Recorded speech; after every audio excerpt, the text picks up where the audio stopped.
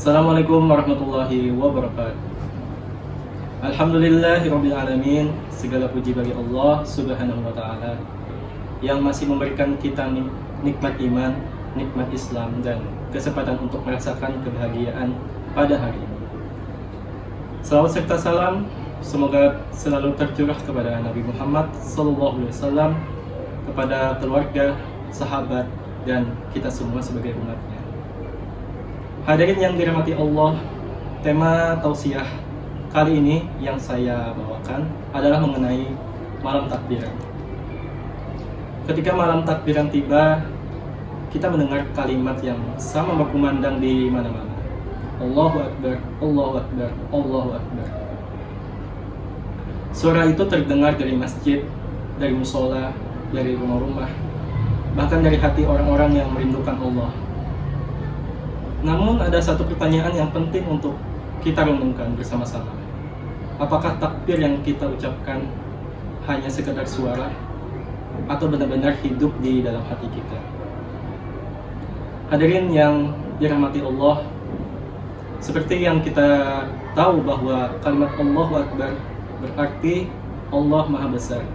Artinya tidak ada yang lebih besar dari Allah. Tapi kalau boleh jujur kepada diri kita sendiri, kadang dalam hidup kita ini kita justru membesarkan banyak hal selain Allah. Kita membesarkan ego kita membesarkan keinginan kita, atau kita membesarkan dunia kita sendiri. Kadang kita lebih takut kehilangan harta daripada kehilangan iman. Kadang kita lebih takut kehilangan teman daripada kehilangan ridho Allah. Padahal setiap kali kita mengucapkan Allahu Akbar, sebenarnya kita sedang mengingatkan diri kita sendiri bahwa Allah itu lebih besar dari semua hal yang kita takuti.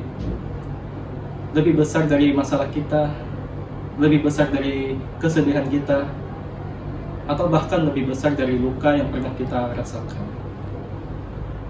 Takbir juga mengingatkan kita tentang perjalanan Ramadan selama 1 bulan penuh ini. Selama itu kita juga berusaha menjadi lebih baik. Kita dalam 1 bulan ini terbiasa bangun sahur meskipun mengantuk. Kita menahan lapar dan haus sepanjang hari. Kita menahan amarah. Bahkan kita memperbanyak doa dan ibadah kita. Ketika kita mengumandangkan takbir itu, kita merasa seperti seorang hamba yang berkata kepada Tuhannya, "Ya Allah, aku sudah berusaha. Mungkin ibadah kita tidak sempurna. Mungkin puasa kita masih banyak kekurangannya. Tapi kita tetap berharap satu hal. Semoga Allah masih menerima semuanya." Hadirin yang dirahmati Allah, ada satu hal yang sangat indah dari momen takbiran ini. Ketika kita mengucapkan Allahu Akbar, kita sedang merendahkan diri kita di hadapan Allah. Kita mengakui bahwa kita ini lemah. Manusia bisa saja terlihat kuat di luar, tapi di dalam hatinya setiap manusia punya luka, punya masalah, punya kesedihan.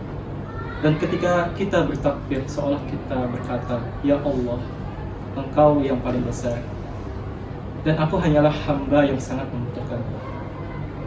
Pesan ini khususnya untuk generasi muda. Kita hidup di zaman yang penuh distraksi. Segalanya serba cepat, serba viral, serba ingin terlihat sempurna.